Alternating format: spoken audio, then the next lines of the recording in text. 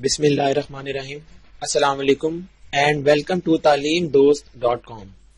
अब हम chapter number 6 को देखते हैं जिसका नाम है कॉनिक सेक्शंस। इस चैप्टर के लिए हमारे पास 4 मेन टॉपिक्स हैं। सबसे पहले आता है इंट्रोडक्शन कॉनिक सेक्शन से मुतल्लिक। उसके बाद जो मेन पहला टॉपिक है वो है सर्कल से मुतल्लिक। उसके बाद हम टेंजेंट्स एंड नॉर्मल्स को स्टडी करेंगे।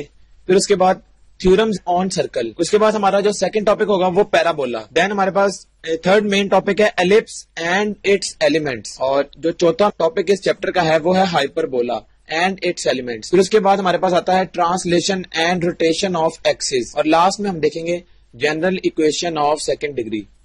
बेसिकली जो कॉनिक सेक्शन है इसको हम आगे स्टडी करते हैं। कॉनिक सेक्शन होता क्या है, एक सर्कल आता है इसमें, उसके बाद पैराबोला आएगा, फिर उसके बाद एलिप्स से मुतालिक हम पढ़ेंगे और लास्ट में हम हाइपरबोला को स्टडी करेंगे। ये 4 कॉनिक सेक्शन हम इस चैप्टर में उनके मुतालिक हम स्टडी करेंगे। तो सबसे पहले हम इंट्रोडक्शन देखते हैं कॉनिक सेक्शन क्या है। कॉनिक सेक्शन जो है इसकी अगर हम डेफिनेशन देखें हमें बताती है conics are curves obtained by cutting a double right circular cone by a plane. इसका मतलब क्या है, अगर हम इस तरह देखें हमारे पास इस तरह से ये हमारे पास let's suppose double right circular cone है। अगर हम इस डबल राइट सर्कुलर कॉन को किसी एक प्लेन के साथ, लेट्स सपोज ये हमारे पास एक प्लेन है, अगर हम इस प्लेन, ये हमारे पास प्लेन आता है और ये हमारे पास क्या है, डबल राइट सर्कुलर कॉन। अगर हम इसको किसी प्लेन से कट करें तो जो हमें यहां पर इसकी शेप्स बचेंगी, जो कॉनिक सेक्शन के कटिंग के बाद जो शेप बचेगी कॉनिक्स कहलाती है। और वो हमारे पास इस चैप्टर में 4 तरह की है।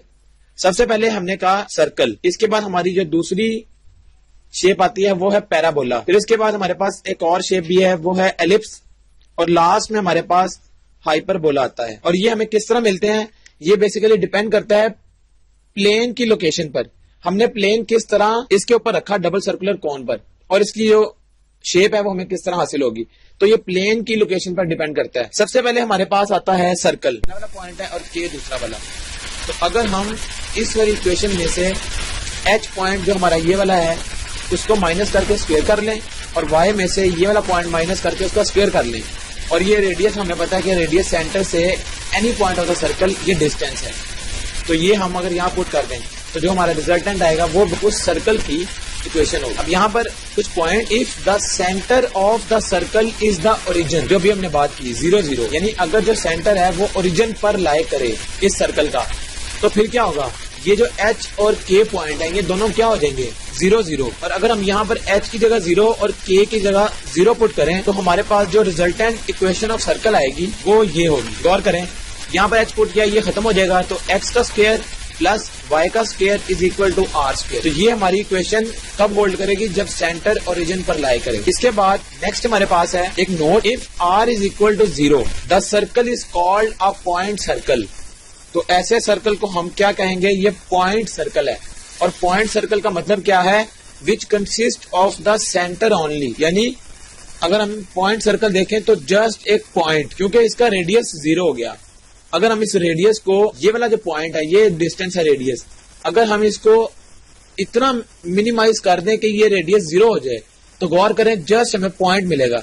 तो ये पॉइंट सर्कल हमें हासिल होगा जब r की वैल्यू 0 होगी। अब अगर हमें क्या करते हैं, एक एग्जांपल देखते हैं। Write an equation of the circle with centre -3 5 and r is equal to 7। तो हम क्या करेंगे, जस्ट हमें इक्वेशन ऑफ सर्कल पता है वो क्या है, हमने उसमें वैल्यूज रखनी है और हमारा आंसर आ जाएगा। तो इक्वेशन क्या थी, x माइनस h का स्क्वायर, और h यहाँ पर क्या है, हमें पता है पहला पॉइंट h है और दूसरा पॉइंट k है।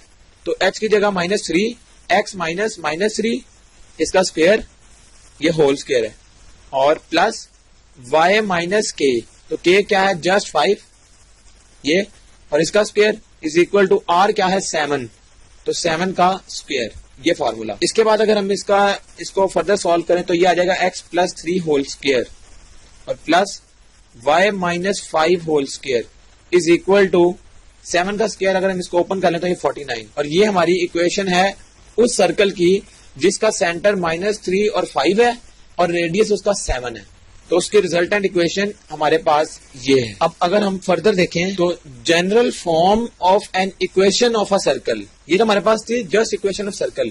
अब अगर हम उसकी जनरल फॉर्म देखें क्या है, तो जनरल फॉर्म के लिए हमारे पास ये एक सेकेंड डिग्री इक्वेशन है, x square plus y square plus 2gx plus 2fy plus c is equal to 0। इसमें हमारे पास जो g ये वाला, f और c ये तीनों हमारे पास क्या है, कॉन्स्टेंट्स। और इसमें गौर करने वाली बात, ये हमारे पास क्या है, एक जनरल फॉर्म है। अब standard form of an equation of a circle, ये क्या है, standard form of an equation है हमारे पास x minus minus g whole square plus y minus minus f whole square is equal to g square plus F square minus c square, उसके ऊपर square root और whole square.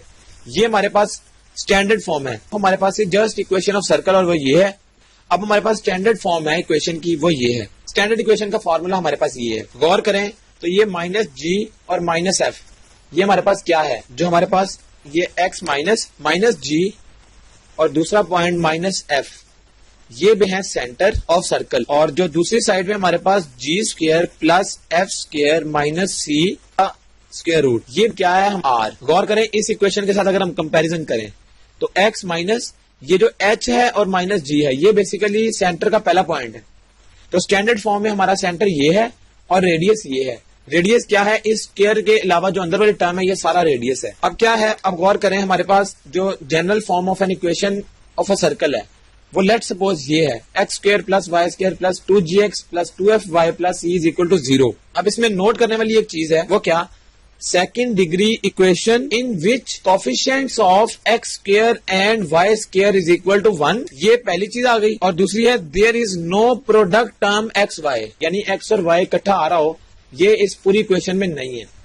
अगर इस तरह की दो कंडीशंस फुलफिल हो जाएं किसी भी इक्वेशन में, सेकंड डिग्री इक्वेशन में, यानी एक्स स्क्वायर और वाई स्क्वायर की जो कोफिशिएंट है वो 1 आ जाए या सेम आ जाए, और दूसरा उसमें कोई प्रोडक्ट टर्म ना हो एक्स वाई की फॉर्म में, तो फिर हम क्या कहेंगे उस इक्वेशन को, हम ये कहेंगे ये इक्वेशन जो है ये रिप्रेजेंट कर रही है एक सर्कल को। तो ये एक इंपॉर्टेंट इसकी ऑब्जेक्टिव बनती है। यहाँ पर इन दोनों में से कोई भी एक कंडीशन आ सकती है और पूछा जाए कि वो फिर जो रिजल्टेंट इक्वेशन होगी वो क्या होगी।